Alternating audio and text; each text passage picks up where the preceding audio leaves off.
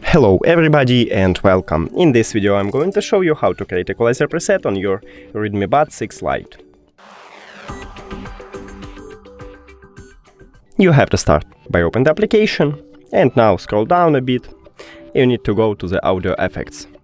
After that, go to audio balance and click right here at the right line.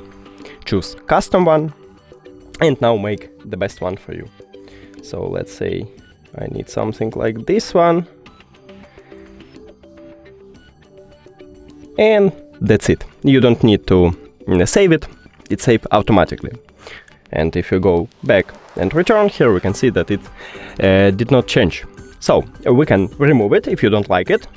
Just click on this trash icon and then click OK. And as you can see, we have it by default.